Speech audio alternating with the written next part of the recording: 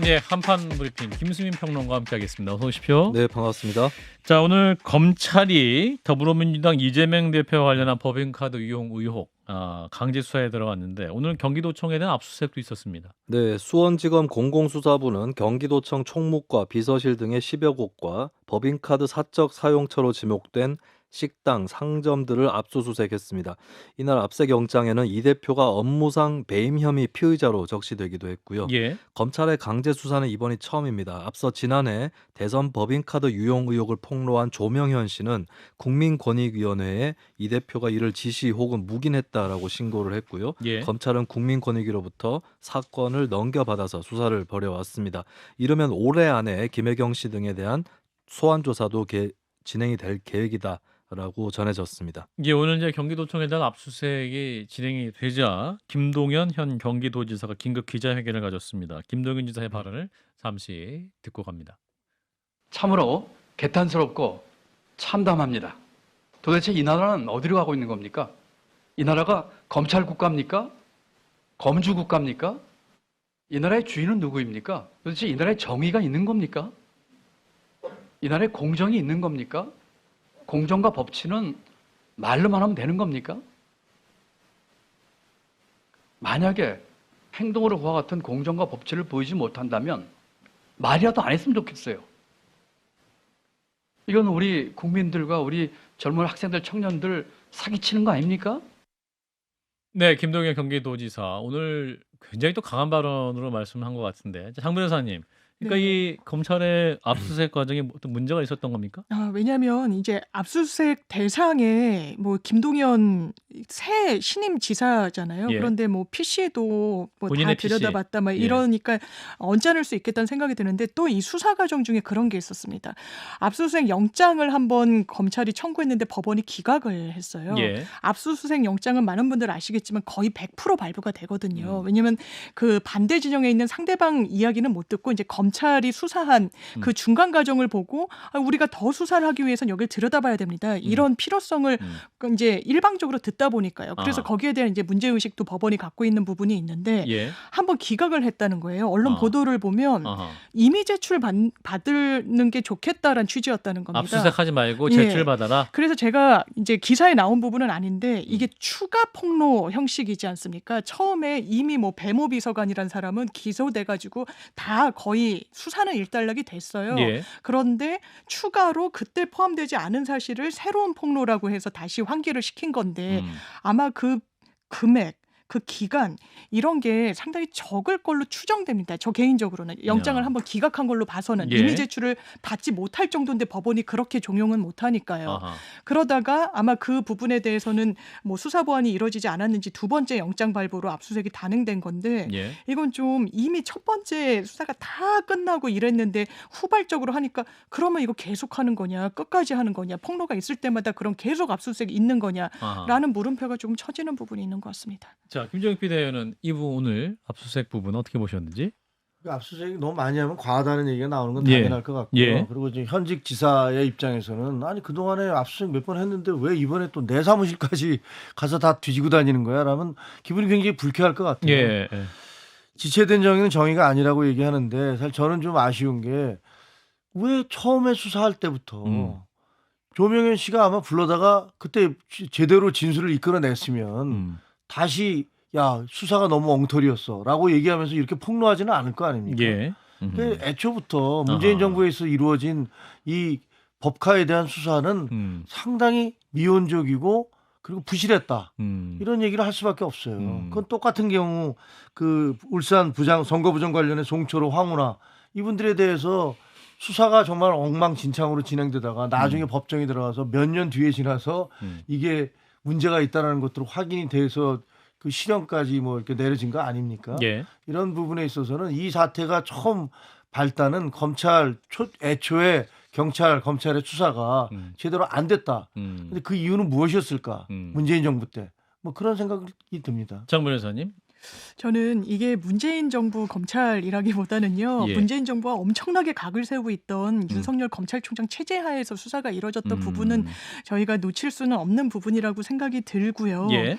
저는 검찰 그렇습니다. 지금 국민들께 박수를 받고 있는 조직인가? 그렇지 않다고 봐요. 일단 거기에는 저는 윤석열 대통령의 책임도 일정 정도 있다고 생각합니다. 예. 제가 개인적으로 알고 있는 검찰 고위직을 지낸 분이 예. 뭐 진보 보수 이런 걸 떠나서요. 오히려 정치 색깔은 국민의힘에 가까우신 분인데 예. 윤석열 대통령이 대통령이 되는 거에 대해서 상당히 우려하시더라고요. 왜냐하면 검찰이 무슨 수사, 특히나 정치인을 향한 수사를 할 때 공정성 시비가 계속 소환될 거라는 우려였습니다. 예. 그 우려가 현실화되고 있고요. 그렇다면 우려를 검찰이 불식시켜주고 있느냐? 전 그렇지 않다라고 생각합니다. 자, 김수민 평론가, 이 국면 어떻게 진행될까요? 지금 계속 이제 검찰의 수사는 이어지고 있고, 네. 이재명 대표 관련 사법 리스크, 이어서 이제 그 배우자 리스크, 그러니까 이제 영부인 특검 문제와 관련해서 또 김혜영 씨 연말에 소환될 경우에 공교롭게 또 제1야당 대표의 배우자 문제, 또 대통령의 배우자 문제 같이 또 맞서게 되는 형국이 될 수 있을 것 같은데. 일단 법인카드 유용 문제부터 보면 예. 사실 이제 이걸 사적으로 사용한 적이 있다라고 하는 거는 뭐 진작에 당사자들도 인정을 해서 지난 대선 때 김혜경 씨가 대국민 사과를 했었던 예. 사안인데 예. 이제 이 대표 관련한 문제는 사실 이 카드를 유용했다고 알려진 배모 씨 같은 경우에 무슨 업무를 맡고 있었느냐 예. 이게 관건이 될 것으로 보입니다. 거기에 따라서 이제 뭐 배임이라든지 또 국고손실죄 이런 것들이 적용이 가능하고 예. 경찰 수사에서 이 부분에 대해서 이제 검찰이 좀 의문을 갖고 재수사를 또 했던 대목이기도 하거든요. 예. 아마 그 부분이 이제 압수수색 등에서 어떻게 확인되느냐 이게 관건이 될 것 같고요. 그리고 공교롭게 시기상으로 이제 김건희 영부인 관련한 특검법이 이제 이달 내로 본회의에 올라와서 아마 이제 발의할 때의 인원수를 감안하면 통과가 될 것으로 보이고 예. 윤 대통령 거부권 행사하고 맞물리게 되는데 예. 이 문제도 이제 뭐 두 가지 문제 다 엄정하게 수사하라라고 하는 국민 여론도 있겠거니와 한편으로 이제 정치권에서는 이제 민주당에서는 왜 불공정하게 한쪽만 수사하느냐 뭐 이 논리로 또 나올 것이고 이게 같이 좀 어우러져서 내년 총선 또 얼마 남지 않았기 때문에 그렇죠. 어떻게 보면 지난 대선 때 막판에 사실 초유의 대선이었죠. 그러니까요. 후보자 배우자가 2명이 나와서 대국민 사과를 하는 그러네요. 그런 일이 또 벌어지지는 않겠다 할지라도 아직 남아있는 혐의들 때문에 대선의 연장전처럼 총선이 치러진다라고 하는 이 성격은 또 분명히 있을 것으로 보입니다. 그러네. 그런 의미에서 또 대선의 연장전 성격이 분명히 있군요. 네. 내년 총선이. 예. 자, 이런 가운데 국민의힘은 총선 인재 영입에 또 박차를 가고 있습니다. 인재 영입은 매 선거마다 양당 모두 하고 있는 것 같긴 합니다만, 이제 국민의힘은 40여 명의 영입 인사 발표 이어나갈 예정이다. 이번 주에 대여섯 명의 발표 임박했다 이런 얘기도 있는데 보도가 나오고 있네요. 네, 국민의힘 인재영입위원회는 이번 주에 대여섯 명의 영입 인사를 공개하는 것을 시작으로 영입 인사 총 40여 명을 발표할 예정입니다. 이 가운데서 이수정 경기대 범죄심리학과 교수가 맨 먼저 거론이 되고 있는데요. 예. 이 교수는 동아일보와의 통화에서 영입은 확정됐고 발표는 12월 초라고 들었다라고 밝혔습니다. 예. 국민의힘은 수원 소재대학에서 오래 근무한 이 교수를 총선에서 패배해왔던 수원 지역에 내보낼 생각으로 알려지고 있고요. 예. 그리고 보수층에서 이재명 저격수로 불려왔던 구자룡 변호사도 국민의힘의 영입 제의를 받았습니다. 구 변호사도 지역구 출마가 유력하다라고 하는 관측이 나옵니다. 예, 이런 가운데 인류한 혁신위원회 혁신위 활동 당 지도부에 제시한 마지노선이 오늘 12월 4일입니다. 그러니까 마지막 이제 혁신안을 받아라 이건데 결국 이대로라면 혁신안 관철 못하고 해산할 가능성도 많은 거죠? 네, 혁신위는 그동안의 100% 상향식 공천, 현역 의원 하위 20% 공천 배제 등의 6가지 안건을 제시를 했는데요. 예. 지금까지 수용된 것은 홍준표 대구시장, 이준석 전 대표의 등에 대한 징계 징계 취소 한 건뿐이었습니다. 중진 의원 불출마 및 험집 출마 요구가 받아들여지지 않은 상태인데요. 박정하 수석 대변인은 지도부는 기존 입장에서 지금까지 변화가 크게 없다. 막 결정하면 나중에 법적 소송도 전혀 배제할 수 없고 당이 일대 혼란에 빠질 수도 있다라고 밝혔습니다. 이에 따라서 동력을 잃은 혁신위가 이번 주 중으로 조기 해체를 선언할 수 있다는 관측도 나오고 있는데요. 예. 이 경우 국민의힘 혁신위는 6주 만에 문을 닫게 됩니다. 예, 자 이수정 교수의 인재영입은 거의 언론에서 기정사실화되고 있는 거고 구자룡 변호사 이제 인재영입 면면을 보시면 어떻게 판단하시는지 우리 김정혁 전 비대위원부터 말씀 주시면.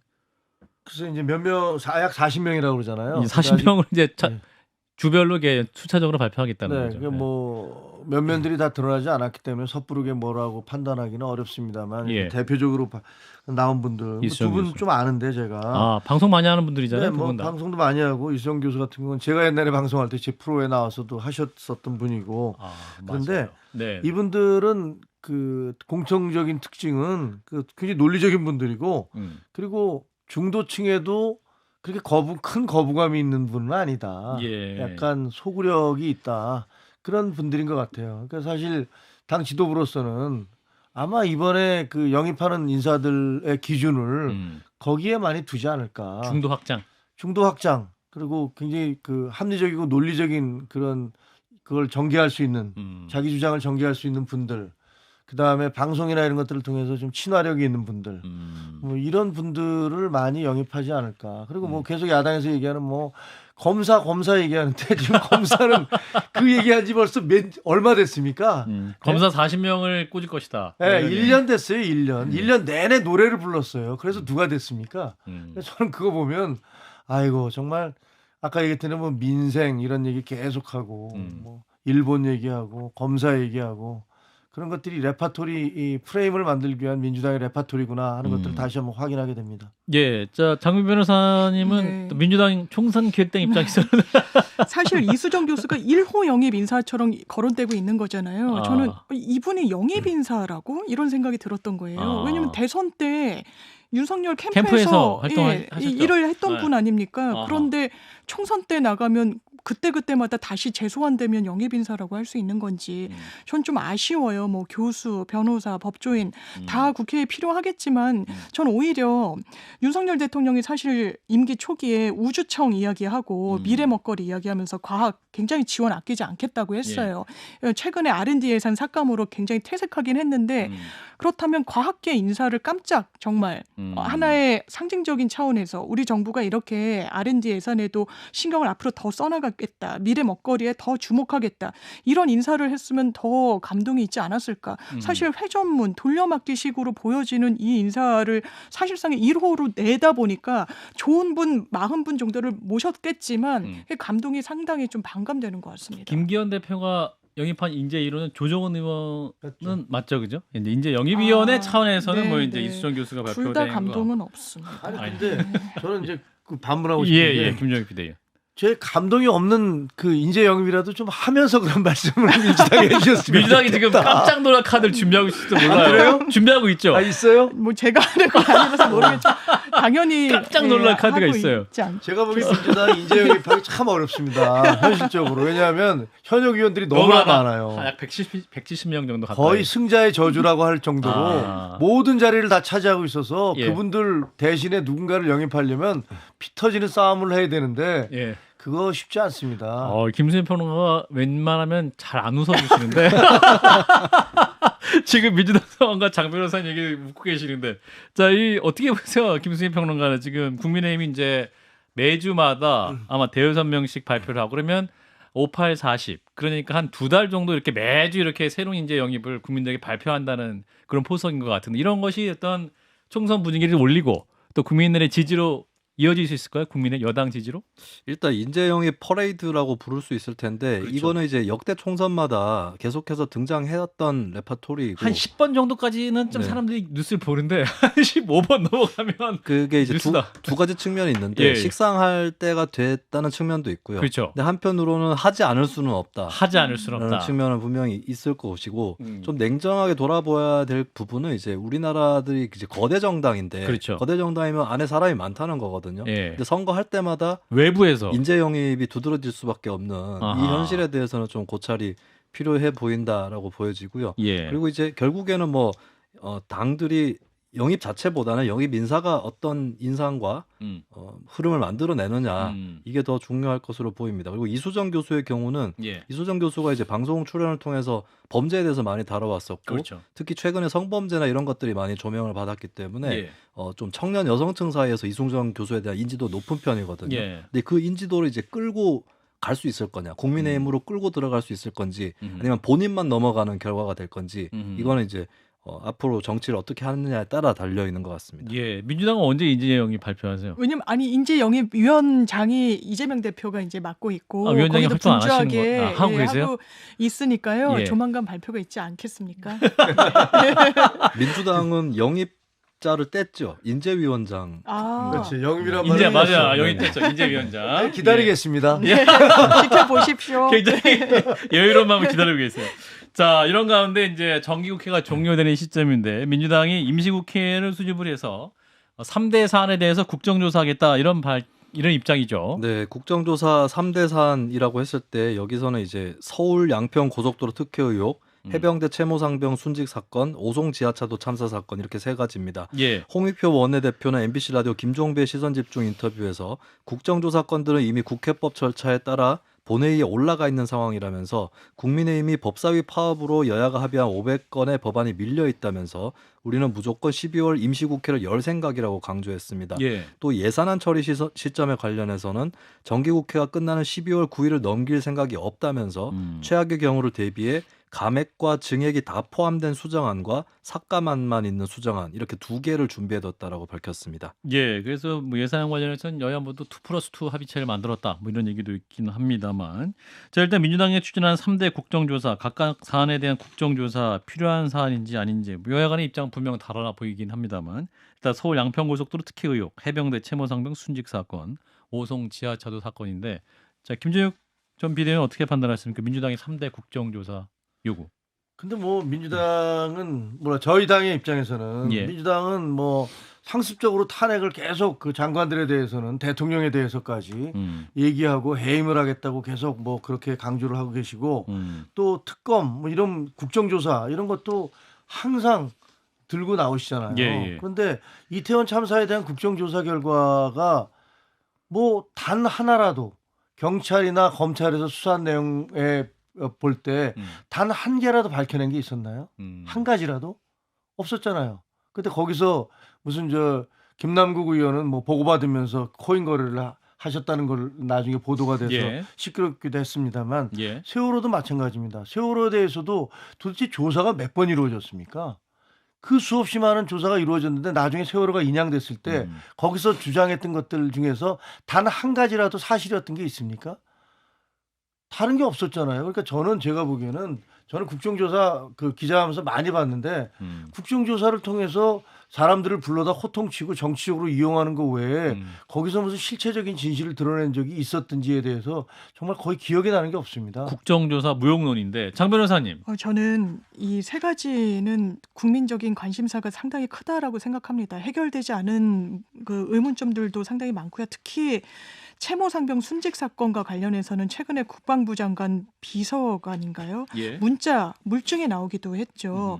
전혀 외압이 없었다고 했지만 우리나라 청년이 뭔가 본인들 공을 세우기 위한 지휘부에 따라서 무리하게 수색하다가 사망했어요. 예. 전 정말 마음이 아팠던 게 저희 남편도 해병대를 나왔습니다만 해병대 지원하는 숫자가 급감했다고 하더라고요. 예. 이런 게 다 징표인 겁니다. 사회에 보내는 신호예요. 건강하지 않은 신호입니다. 내가 나라를 위해서 목숨을 바쳤을 때, 순직했을 때 이게 수사가 묻힐 수도 있겠구나. 청년들한테 어떻게 떳떳하게 이야기할 수 있겠습니까? 그런 부분에 대해서 진실을 밝히는 한 걸음이 국정조사임에는 분명하고 저는 반드시 관철해야 된다고 생각합니다. 예. 자, 이런 가운데 저희 노컷뉴스 단독 보도 얘기 좀 짚어보겠습니다. 올해 초 국가정보원이 대법원 법원행정처에 사법부 전산망 북한 해커 조직에 뚫렸다 정황을 통보를 했는데 대법원이 국정원에 아무런 조사 요청을 하지 않은 게 확인이 됐네요.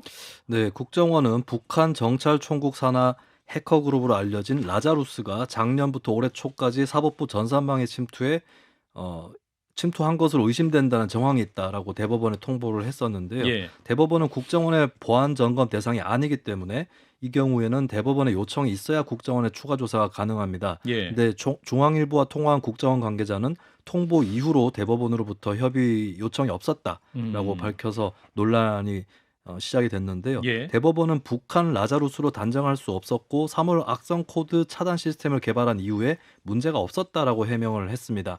하지만 CBS 노컷뉴스 단독 보도에 따르면 대법원이 라자루스 악성 코드에 의한 해킹으로 특정까지 했다라는 보고서가 입수가 돼서 보도가 됐는데요. 또 소송 서류 유출 여부를 확인할 수 없다라고 하는 대법원의 입장도 있었지만 이런 당초의 입장과는 달리 이 대외비 보고서에 따르면 5차례에 걸쳐서 335.14 기가바이트의 전자 정보가 외부로 유출됐다라고 하는 내용이 담겨져 있어서 거짓 해명 논란이 일고 있습니다. 예. 자, 대법원이 이제 국정원의 협의 요청을 하지 않았다라는 것이고, 이제 당초 해명과 전혀 다른 내용이 내부 보고서에 담겨져 있었다라는 것인데, 자, 이 부분 어떻게 봐야 할지 법조인이시니까 장 변호사님. 이게 해킹과 유관한지 모르겠지만 저희 법조인들은 기본적으로 소송과 관련해서 민사는 다 전자소송으로 하고 있거든요. 근데 예. 상당히 다운도 많이 되고 아하. 문제가 많았어요. 아하. 그리고 소송 자료를 다 이 접속을 하면 볼 수가 있기 때문에 굉장히 내밀한 자료들이 그대로 있는 공간인 겁니다. 예, 인터넷상에. 예. 그런데 그곳이 해킹, 그것도 북한으로부터의 공격에 무방비 상태가 아니었다. 그러니까 대비가 제대로 되지 않았다. 국정원이 그 부분을 인지했음에도 불구하고 추가 대비책을 마련하지 않았다. 더더군다나 내부적으로 확인한 결과와 대외적으로 공시한 부분이 갭이 있었다라는 건 대단히 엄중한 문제라는 생각이 들고요. 예. 다시는 이거는 정말 개인의 개인 정보가 너무나 차고 넘치는 곳이기 때문에요. 소송 그렇죠. 자료라는 건 그러니까 정말 엄중해야 됩니다. 끝까지 솔직한 얘기가 다 있는 그렇죠. 거니까요. 범죄 예, 혐의에 대한 내용 맞습니다. 자체가. 예. 예. 그렇기 때문에 이 사안은 그냥 넘어가서는 안 될 것 같습니다. 김정익 대변인. 저는 정말 이해하기가 너무 어려운 게 예. 그 국정원이 대법원에 북한으로부터 해킹당한 것 같습니다라고 통보를 했는데 왜 안 했을까요? 대법원은 이게 뭐 북한이라는 증거가 어디 있어? 뭐 이렇게 얘기하는 시가 아닙니까? 그리고 3월에 우리가 악성 코드 차단했으니까 이제 괜찮을 거야. 이렇게 얘기를 했다는 건데 알고 보니까 대법원은 이게 그 북한의 해킹이었다는 것들을 내부 보고서를 통해서 보고 얘기를 했었고 또 잃어버린 거 없어라고 했는데 알고 보니까 많은 자료가 이미 빠져나간 것. 이건 범죄 아닌가요? 이거는 국가기관에서 이런 일들이 벌어졌는데 이거를 아니라고 허위 사실로 해명을 하고 이걸 덮어버리려고 한 거 아닙니까? 그렇죠. 더구나 이것이 북한으로부터 가져간 건데 다른 데도 아니고 일반 해킹이 아니잖아요. 그런데 이것을 없었다는 식으로 덮어버리려고 했다? 이걸 어떻게 받아들여요? 저는 법적 규정을 잘 모르는데 이건 정말 너무 어이없고 이게 김명수 대법원장 체제하에서 벌어진 거 아닙니까? 작년부터 올해 초까지 벌어진 거고 지금 이 사람들이 반발하는 것 아니라고 해명을 한 것도 김명수 대법원장 체제인데 저는 문재인 정부에서 그렇게 북한에 대해서 굴종적이고 북한이 무슨 소리를 해도 계속 거기 변호만 하려고 하고 했던 것들에 대해서 정말 그때 우리 보수 정당의 입장에서는 도대체 이게 말이 되느냐라고 비판을 해왔습니다만 예. 아니 대법원까지 그렇다는 것 대법원은 왜 그래야 되는 거죠? 대법원은 그냥 큰일 났구나 그럼 빨리 국정원이 들어와서 조사해 주세요라고 얘기해야 되는 게 정상일 텐데 왜 이렇게까지 하는 건지 이해가 안 되고 거기에 대한 어떤 해명과 설명 그리고 책임질 사람들에 대한 문책 그리고 법적 책임이 있다면 그것까지 반드시 뒤따라야 한다고 생각합니다. 문제에 대해서 심각하게 생각 안 했을 수도 있지 않을까요? 이제 판사님들의 경우에 어떤 IT 문제다 이게. 그럴 수도 있고요. 그러니까 이런 기술적인 부분에 대한 심각성을 놓쳤을 수도 있고 또 하나는 국정원이 개입했을 때 어떤 그 문제점 이런 부분에 대한 우려도 있었을 것 같습니다. 수사 내용 뭐 이런 거. 왜냐하면 이게 그러니까 기본적으로 재판 내용. 이런 부분이 외부에 가는 걸 법은 엄청 저하거든요. 당연하지만 왜냐하면 수사 기록 한 장만 복사해줘도 기소되고 이런 게 검찰이고 법조계 아니겠습니까? 그렇기 때문에 이 부분에 대한 좀 엄중 이런 부분이 좀 작용했던 것으로 보이기는 합니다. 근데 그렇다면은 북한에 의해서 해킹돼서 자료가 넘어가는 건 괜찮고 당연히 안 되죠. 우리 국가기관인 국정원이 그 문제를 제기하면서 그걸 확인해 보겠습니다라고 얘기하는 거는 문제가 된다라는 건 제가 보기엔 논리적으로 말이 안 되잖아요. 그게 만약에 안 뚫렸으면 국정원이 그냥 가서 그걸 보겠습니다라고 얘기하거나 거기에 대한 대책을 마련해야 됩니다. 이렇게 얘기했을 리도 없지 않습니까? 그런데 같은 국가기관끼리 너는 국정원이니까 나는 너를 못 믿겠어. 너는 사법부니까 너는 검찰이니까 서로 못 믿고 너는 행정부니까 나는 못 믿겠다. 그럼 국가기관 우리 국가라는 거는 도대체 어떻게 존재하는 겁니까? 서로 국가기관들끼리 못 믿고 북한은 오히려 더 믿을 수 있는 겁니까? 그건 아니잖아요. 북한을 믿는다는 건 전혀 사실이 아니고 그렇죠. 법원이 믿을 수 없고 이미 이제 유출된 예. 상황에서 이걸 어떻게 수습하는지에 그 대해서는 과정에 약간의 오판은 문제인식. 있었을 수 있겠다는 생각은 듭니다. 예. 자, 요소수 문제 짧게 전해주실까요? 지금 요소수 대란은 기억하시는 많은데 이번에도 재발 가능성이 있다는데. 네, 요소수 대란은 중국에서 한국 차량용 요소 통관이 돌연 지연되면서 좀 재발할 가능성이 보이고 있는데요. 예. 검역만 거치면 되는 상황인데 수출 기업들이 중국 기업들이 한국에 수출을 못하겠다고 갑자기 통보를 했고 중국 해관 총서가 통관을 막았다는 후문입니다. 예. 한국 정부는 정치적인 이유는 없는 것으로 확인했다라고 밝혔는데 중국 내부적으로 요소 수요가 긴장되는 등의 경제적인 이유가 컸다라고 설명을 했고요. 특히 최근 인도에서 비료용 요소 수입이 급증하면서 자국 내 공급 부족을 우려해서 중국이 수출을 보류했다라는 그런 내용으로 정부에서는 전했습니다. 내부 수요 문제다. 중국 내부 수요 문제다. 네. 지금 재고는 어느 정도입니까? 2년 전 대란 때하고는 다르다는 평가가 나오긴 합니다. 그때는 재고가 2 내지 4주 분량이었지만 현재는 국내 비축분이 3개월치는 된다고 보는 게 정부의 입장이고요. 예. 베트남, 일본, 인도네시아 등에서 수입하는 물량들이 또 있는 것도 달라진 현실이기는 합니다. 그렇지만 온라인 플랫폼에서는 요소수 가격이 급등했다라고 하는 그런 글들도 올라오고 있는데 정부는 일단 중국 정부와 긴밀히 협의해서 계약 물량이 예정대로 도입될 수 있도록 하겠다라는 방침입니다. 네, 여기까지 김수민 평론가였습니다. 고맙습니다. 네, 감사합니다. 좋아요, 구독. 알림 설정.